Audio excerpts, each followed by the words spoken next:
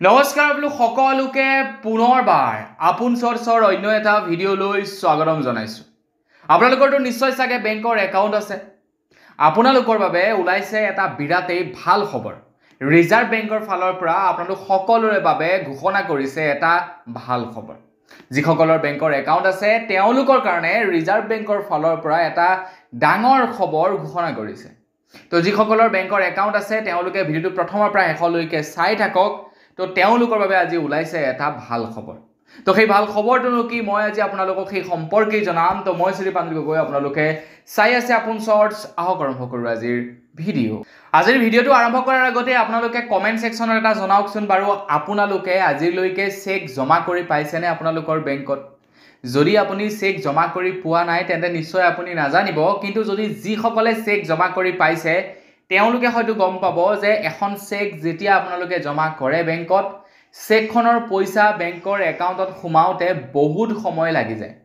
বিশেষকৈ চৰকাৰী চেক যেতিয়া আপোনালোকে বেংকত জমা কৰে তেতিয়া পইচা সোমাওঁতে কেইবা মাহো কেতিয়াবা লাগি যায়, কেতিয়াবা কেইবা বছৰ লাগি যায়।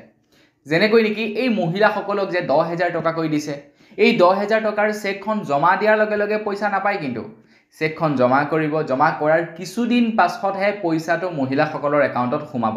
আপুনি যদি সেই চেকখন পাইছে তেন্তে নিশ্চয় চাগে আপুনি গম পাইছে যে লগে লগে আপোনালোকক পইচাসমূহ দি নিদিয়ে। চেকখন জমা কৰাৰ পাছত কিছু সময় লাগে, তাৰ পাছতহে পইচাটো বেংকৰ একাউণ্টত ভৰাই দিয়া হয়।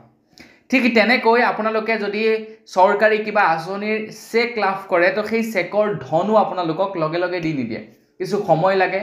আগতে বৃত্তি পোৱা ল'ৰা ছোৱালীবিলাকক যে চেক বিতৰণ কৰে তো সেই চেকৰ পইচা পাওঁতে বহুত সময় লাগি যায়। তেনেকুৱা হয় চেকবিলাকৰ।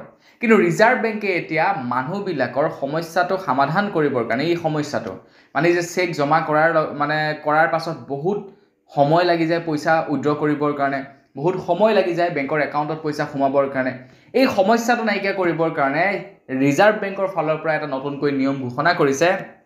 2026 চনৰ 3 জানুৱাৰীৰে পৰা আপুনি যিকোনো এখন চেক বেংকত জমা দিয়াৰ 3 ঘণ্টাৰ ভিতৰত আপোনাৰ একাউণ্টত পইচা সোমাই যাব।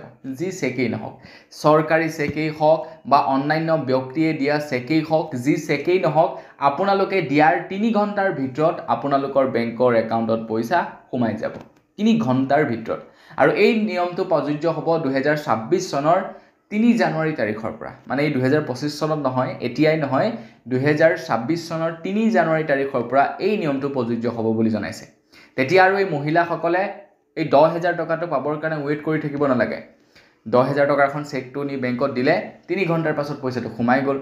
চৰকাৰী কিবা আঁচনিৰ চেক এখন লাভ কৰিলে, চেকখন নি বেংকত দিলে 3 ঘণ্টাৰ ভিতৰত পইচাটো আপোনাৰ একাউণ্টত সোমাই যাব। কোনোবাই আপোনাক চেক এখন দিছে, চেকখন নি বেংকত জমা কৰিলে 3 ঘণ্টাৰ ভিতৰত আপোনালোকে পইচা লাভ কৰিব। তো এইটো এটা আপোনালোক সকলোৰে বাবে এটা নতুন ভাল খবৰ ঘোষণা কৰিছে ৰিজাৰ্ভ বেংকৰ ফালৰ পৰা। তো আজিৰ ভিডিঅ'ত জনাবলগীয়া সৰু এটা খবৰ ইমানে আছিলে। খবৰটো জানি আপোনালোকৰ কেনে লাগিলে কমেণ্ট ছেকশ্যনত জনাব।